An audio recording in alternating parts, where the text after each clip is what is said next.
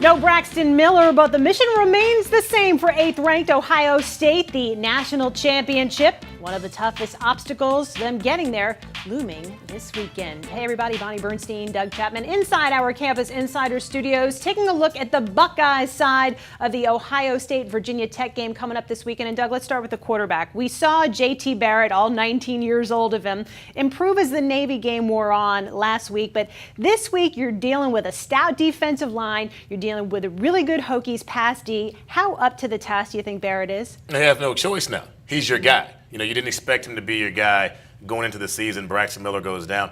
They don't go out and recruit these kids in high school if they don't think that they have what it takes to play. They didn't think he'd play this early, but he's very up to the task. He settled down a bit in the Navy game. The offensive line played a little better in the second half.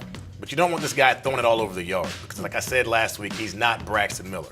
He's the type of quarterback that can fit in this offense well. He's very up to the task. He can throw it, he can run it, but everyone else around him has to play better. And in talking to our insider, Marty Bannister, he was talking about how Barrett, coming from a military family, he's very even-keeled, very poised, and even Trent Dilfer said, and he had Barrett at the Elite 11 camp, he felt like he saw that pro potential when Barrett was like 17 years old. So it does seem like all the blocks are in place. Give me an offensive key that doesn't necessarily have Barrett's name on it. Run the ball, but not with Barrett. The running backs have got to get yards when they get the ball on the first down. I'm not talking about on the perimeter. I want runs inside Ezekiel Elliott, Wilson, Samuel.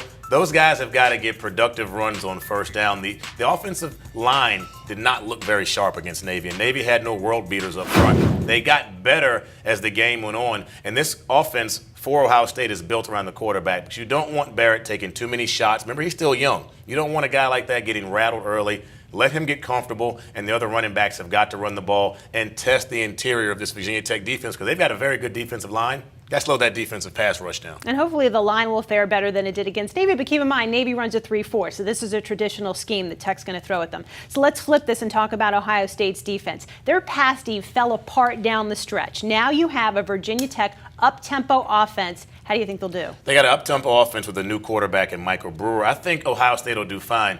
A lot of the guys you saw last year in that Ohio State secondary aren't there this year. The starters this year were role players. They weren't guys that started.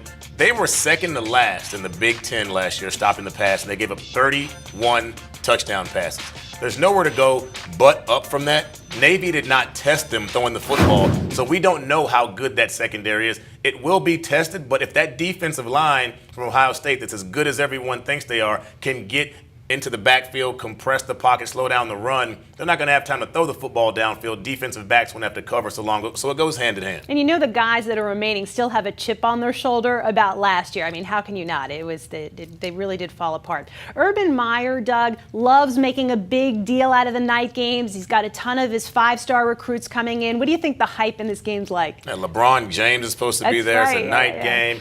Nationally televised, you're playing an opponent that you don't have a lot of familiarity with, but people know Virginia Tech's a very good program. Look at that right there. Who can't get fired up when you walk in and see that? They've got a ton of recruits in.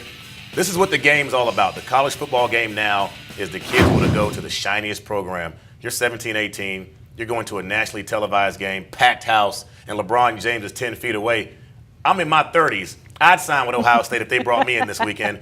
All those kids are going to be fired up. And the picture of that tunnel's new. That was always uncovered where Ohio State comes out of the locker room. I've been to those games. The crowd's going to go nuts when they emerge out of nowhere. Buckeyes have won 64 in a row at home against non-conference opponents. This should be a good one Saturday night. And Buckeyes fans, be sure to check out Jim Lachey's one-on-one with Urban Meyer. You'll only find that on CampusInsiders.com.